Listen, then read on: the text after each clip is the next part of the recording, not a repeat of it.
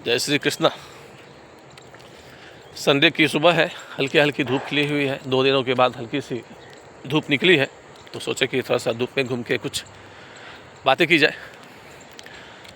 आज बात करेंगे भगवान कृष्ण से जुड़ी हुई 2 खास डिश की, और दोनों ही डिश बहुत ही ज़्यादा फेमस है, डिलीशियस है, और नाम सुनते ही मुंह में पानी भर जाता है।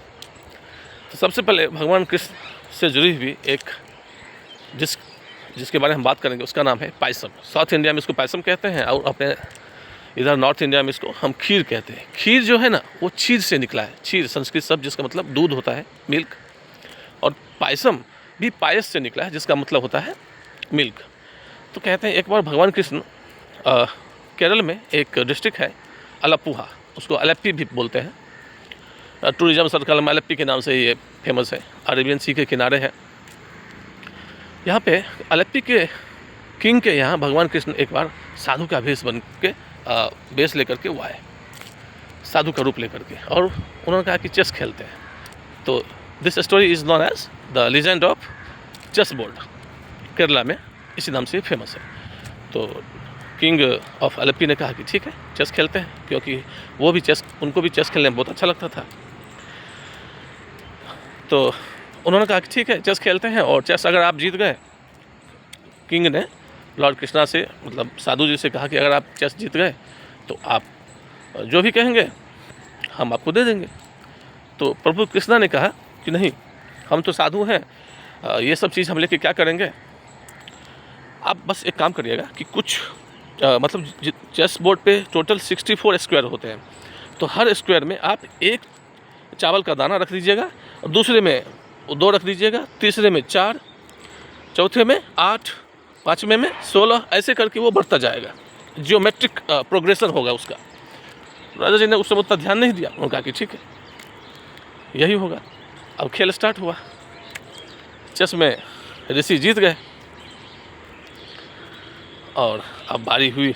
अब बात तो जो कंडीशन जो रखा गया था, राजा जी ने कहा कि ठीक है, अब हम फुलफिल करते हैं इसको। अब उन्होंने ग्रेन को एक एक स्क्वायर में रखना शुरू किया, और वो डबल करते गए सब्सिक्वेंट स्क्वायर में। ऐसे करते करते करते करते करते वो ट्रिलियंस में पहुंच गया। यानी कि उनके किंगडम के सारे जो ग्रेन्स हैं ना, वो ख़त्म हो गए, लेकिन चेस बोर्ड पे अभी भी जो है सो स्थान खाली है। अब राजा को हैरत है, ये कैसे हो रहा है। मुझे तो लगा कि ये तो बहुत साधारण सी बात है, एक मुट्ठी भर अनाज के दाने की बात है। उन्होंने अब गौर से ऋषि को देखा और उनको प्रणाम किया, और बोला कि आप कोई साधारण ऋषि नहीं हैं, आप अपना परिचय दीजिए।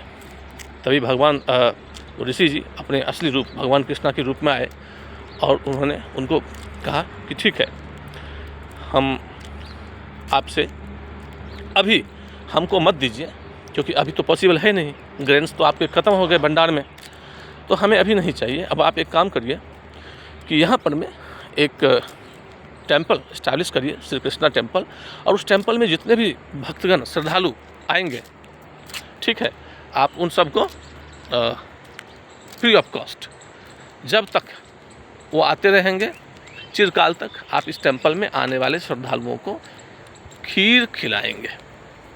ये थी स्टोरी। अब एक राजा जी ने कहा कि ठीक है, और आज भी ये मानता है कि अलेप्पी लॉर्ड श्री कृष्णा टेम्पल में जो भी भक्तगण श्रद्धालु जाते हैं, उन सबको खीर परोसा जाता है। खीर का प्रसाद दिया जाता है। पहले उसका नैवेद्य लगता है, उसके बाद उसको प्रसाद के रूप में श्रद्धालुओं को, भक्तगणों को खिलाया जाता है। ठीक है।